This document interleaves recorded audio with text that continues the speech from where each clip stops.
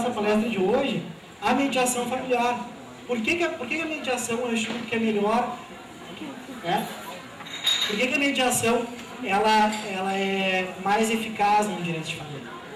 Porque a mediação, na mediação, o mediador ele não julga, ele não vai julgar. O mediador ele é um terceiro imparcial, neutro, que vai estar entre as partes, nem acima nem abaixo, entre as partes, que ele é um facilitador da comunicação. Então, o mediador, por meio das suas técnicas interdisciplinares, que o mediador é alguém preparado para essa finalidade, que vai passar por um curso de capacitação, onde ele vai ter conhecimentos do direito, do serviço social e da psicologia, que vai ser um facilitador da comunicação para que os conflitantes cheguem à melhor solução para o caso. Então, o mediador, ele é como se fosse um timoneiro, que ele vai começar a comunicação, ele vai começar facilitando a comunicação, mas à medida que a comunicação vai se desenvolvendo entre os participantes, a comunicação ocorre por si só. O mediador não faz mais nada. O exemplo que eu trago para vocês é que na mediação que nós fazemos em São Leopoldo, ela acontece da seguinte forma. A gente chama as partes, no momento que as partes chegam, senta uma de um lado e a outra do outro lado. E o que nós fazemos? Nós temos um sofá onde só cabem 2 pessoas. E a gente bota as 2 pessoas sentadas uma do ladinho do outro. Né? Daí o que acontece?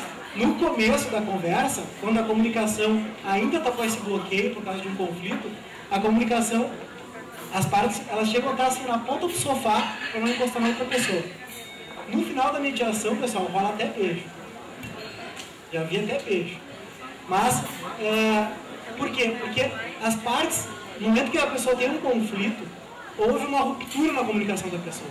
Que foi aquilo que eu estava trazendo para vocês, que normalmente o ajuizamento da petição inicial, em caso de família, ela é uma declaração de guerra. Que as partes podiam estar se comunicando muito bem, mas a partir do momento que entra para o lado judicial, a comunicação cessa. Então, o que o mediador faz? O mediador restabelece a comunicação entre os participantes. Então, eles fazem com que as pessoas voltem a conversar.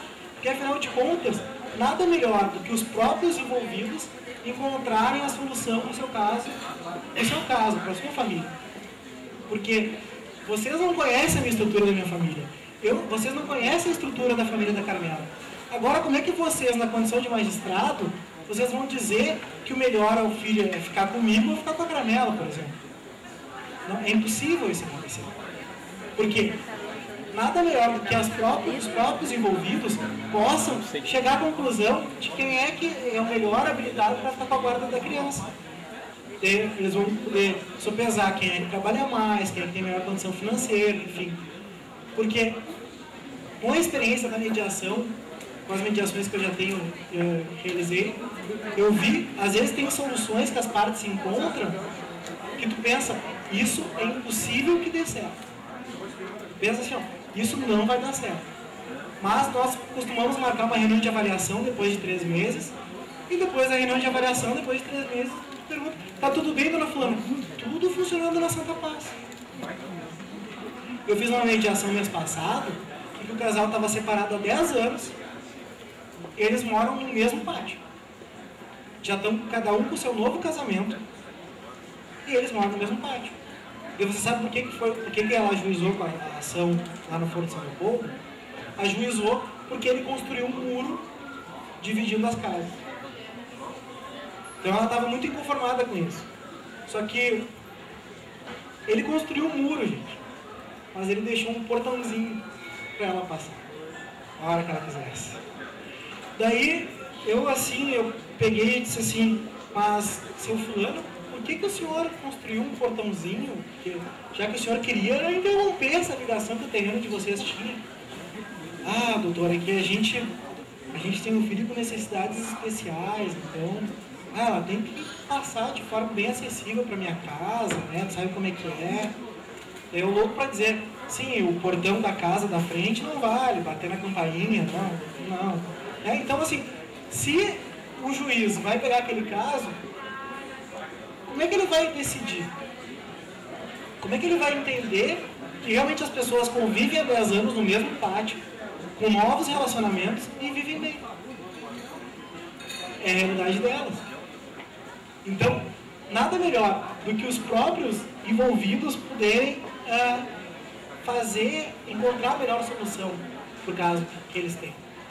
E um exemplo que a gente sempre traz na mediação, que aqueles que trabalham com direito de família devem saber isso na prática, que normalmente as pessoas, quando da separação, elas estão muito presas a algum episódio, né? Então, há alguns episódios também, né, em muitos casos, né?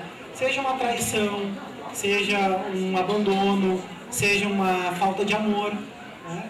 Mas, então, ela sempre na mediação, no começo da mediação, quando a gente abre o espaço para que cada um fale, porque na mediação, a mediação é um processo voluntário que as partes, elas têm conhecimento no início do que é mediação. A gente explica o que é mediação, que é um processo informal, que cada uma vai ter seu direito de falar e o outro vai respeitar, que é um processo voluntário, que ele pode não querer fazer mediação e seguir com o processo. Então, a gente faz toda essa explicação. No momento que a gente abre a fala para um dos participantes, 99,9,3% dos casos vai vir porque ele é um sem vergonha, porque ele é um cachaceiro, porque ele só quer saber de futebol, daí ele vai dizer que ela não faz os trabalhos de casa, porque não sei o quê. Então, eles estão muito presos a esse processo anterior. E o que a gente faz? Na mediação, a gente transforma esse conflito. A gente faz com que as pessoas voltem toda a sua energia, toda a sua atenção para o futuro. Então a gente sempre diz que o nosso passado ele funciona como um espelho retrovisor. Que quando a gente está dirigindo o carro, a gente usa o espelho retrovisor de vez em quando, só para dar uma reta, de vez em quando precisa, mas a gente não olhar para frente, a gente vai bater o carro.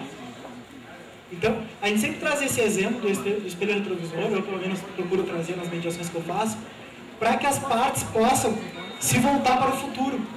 Porque não interessa mais no presente o porquê aconteceu a separação.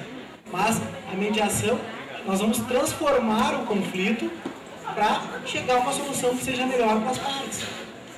Então, nós no momento que nós partimos e iniciamos a mediação, que pode ocorrer, nós em Seropoto nós fazemos no máximo até 6 encontros. Por quê? Para estabelecer um limite também.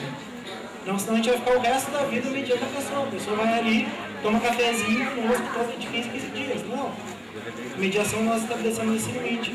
Então, nós procuramos construir um novo relacionamento a partir da separação. Porque a gente tem que se dar conta que a gente pode colocar ex em tudo na vida, em todas as palavras. Ex-sogro, ex-cunhado, né? Tem gente que adora, diz que a palavra mais abençoada que existe é ex-sogra. Não existe nada melhor que ex-sogra. Então a gente pode colocar ex em tudo na vida. Mas uma coisa que não existe é ex-pai, ex-mãe, nem ex-filho. Né? Muito obrigado. Então, por quê? Porque essa é uma relação que vai continuar pro resto da vida. Queiram aquelas pessoas ou não. Então, o que a gente faz é trabalhar os papéis parentais para que as pessoas tenham consciência que o relacionamento delas pode ter acabado. Infelizmente acabou, acontece. Mas que a relação entre eles e o filho que eles geraram, essa não acaba nunca mais.